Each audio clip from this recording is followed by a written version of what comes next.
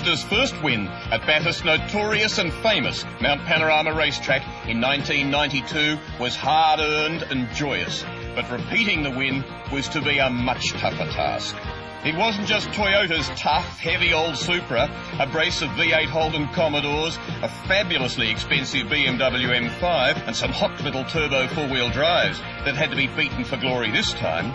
To win in 1993, Mazda was confronted by some of the most experienced and respected names in world motorsport. Among them, Lotus and Porsche. On top of those factory-backed teams was another, Nissan, with its state-of-the-art touring car, the twin-turbo, four-wheel drive, four-wheel steered Skyline GTR. Hot on the heels of its withdrawal from the multi-million-dollar whirl of Formula One Grand Prix racing was Honda, with its top-of-the-range, its European supercar challenger, the aluminium-bodied NSX. And enlisted to do justice to this mid-engined exotic car was no less than world motorcycle racing champion Wayne Gardner. Making competition even tougher, the Porsches were allowed controversial club racing modifications that improved their brakes, wheels and tyres. The 968 Club Sport was lighter and lower, so handling and fuel consumption were ideally suited to the long, tough grind that is the James Hardy 12-hour. These were all more expensive than Mazda's sports car, the RX-7. Indeed, its five illustrious rivals were worth close to $750,000. By comparison, the two little RX-7s cost less than $80,000 each. Mazda has an equivalent to the CS Porsche, a lighter, faster RX-7 in Japan, but Mazda wanted to prove its road car, not a more specialised variant.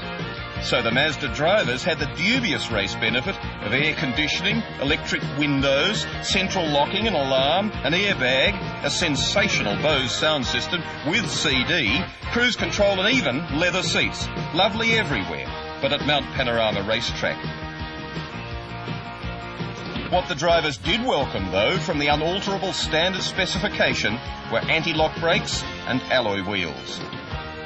In time, this race is nearly twice as long as the October classic, the Tooheys 1000. In distance, the 12-hour goes more than half as far again. And to make it even tougher, it starts in darkness, giving an enormous range of temperature and driving conditions. On top of that, these production cars are usually reliable, so a win would come only from racing faster than your rivals, not by inheriting a win from someone else's misfortune. As it turned out, this was one of the closest, hardest-fought endurance races ever seen. For all but a few minutes of the tense 12 hours, the four fastest contenders, the Porsche 968 CSs and the Mazda RX-7s, were neck and neck on the same lap and swapping places in a way that made resting drivers more anxious than those out on the track racing. Mazda's weapon was not only its unchanged, hard-charging sports car. Both RX-7s had already done last year's race. This indeed was a real test to an extended warranty. Only the paint was different, due to BP recognising the professionalism and winning potential of the Mazda team. BP's moral support was welcome, but its technical support absolutely invaluable. Team manager Alan Horsley knew the faster pace this year would put greater strain on almost every component. They needed the best possible protection. This year, the drivers could not be kind to their cars. They would be driven harder than the team knew for sure that they could stand.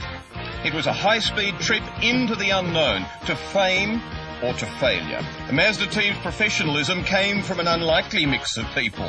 Running it was the tough, craggy Alan Horsley, a veteran race team and circuit manager. But his helpers, the pit crews whose efficiency would be crucial to success, were Mazda apprentices who work in Mazda dealerships on normal Mazda road cars for customers. These apprentices were more used to servicing a 121 fun top for its proud owner than fettling a race car for a frantic driver. So when all the testing and qualifying was over, the BP Mazda Motorsport team was happy. The mid-engine $200,000 Lotus, of which none had been sold in the 6 months around the race, had taken pole position. But that was by less than 3/10 of a second in more than 2.5 minutes, so there was little in it. The Mazdas were second and third fastest, ahead of a Honda that had been crashed and badly damaged, trying to match the Mazda times, the two Porsches, the Nissan GT-R and the winning Toyota Supra from 2 years ago. The team was happy and well prepared, yet not overconfident. Horsley knew the contest was too close and too tough for that. But his cars had run fast without problems. They were ready and in good shape for what became an epic battle.